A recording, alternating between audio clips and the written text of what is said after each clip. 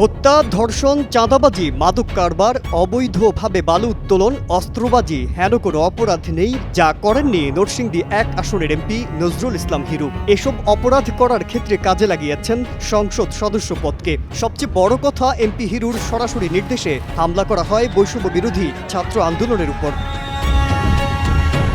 রাজনীতির মাঠে নিজের চরিত্রকে ফুলের মতো পবিত্র বলে প্রচারণা চালাতেন এমপি হিরু। সমান্তালে চালাতেন নানা প্রকার অপকর্ম। শুধু চালাতেন বললে ভুল হবে, তার এলাকায় সংগঠিত সব ধরনের মূল হোতা ছিলেন এই সংসদ সদস্য। বৈষম্য বিরোধী ছাত্র আন্দোলনের শান্তিপূর্ণ কর্মসূচিতে হামলা হয় তার নির্দেশে। স্থানীয় এক ব্যবসায়ীর পার্টনার হয়ে বিদেশে অর্থ পাচারের অভিযোগ রয়েছে সন্ত্রাসীদের গডফাদার টানা 4 বারের এমপি হিরুর বিরুদ্ধে। তিনি নরসিংদী 1 আসনের সাবেক সংসদ সদস্য, জেলা আওয়ামী লীগের সাবেক সভাপতি ও সাবেক পানি সম্পদ প্রতিমন্ত্রী।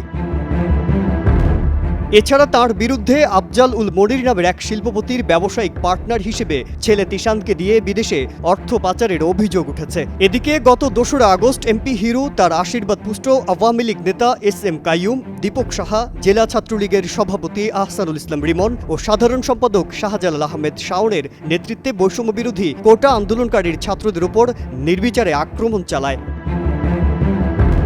স্থানীয়রা জানান, সেনাবাহিনী থেকে অবসর নেয়া নজরুল ইসলাম হিরু 1-11-এর পর আওয়ামী লীগের হয়ে এমপি নির্বাচিত হয়েছেন। 10ম জাতীয় সংসদ নির্বাচনের পর পানি সম্পদ মন্ত্রণালয়ের প্রতিমন্ত্রীর দায়িত্ব পান। নেতাকর্মীদের সঙ্গে অসদাচরণ, স্বেচ্ছাচারিতার অভিযোগে 2020 সালের 19 নভেম্বর এমপি হিরুকে দলের সভাপতির পদ থেকে অব্যাহতি দেওয়া হয়েছে।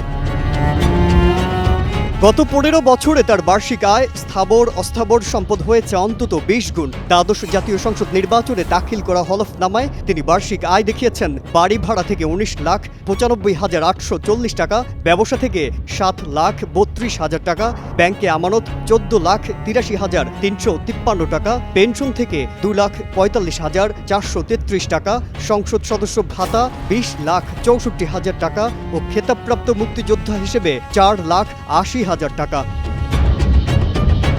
এবার তার অস্থাবর সম্পদের মধ্যে নগদ টাকা 5 লাখ, স্ত্রীর 3 লাখ টাকা, ব্যাংকে জমা 1,95,74,700 টাকা, শেয়ার 15,000 টাকা, স্থায়ী আমানতে বিনিয়োগ 44 লাখ টাকা, স্ত্রীর নামে 94 লাখ টাকা, জিপ 75 লাখ টাকা, স্ত্রীর স্বর্ণ 25 ভরি, ইলেকট্রনিক সামগ্রী 5 লাখ ও আসবাবপত্র 7,25,000 টাকার।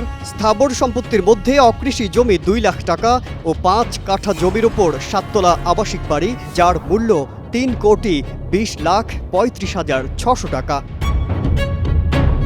মাজহারুল আলম, কালের কণ্ঠ।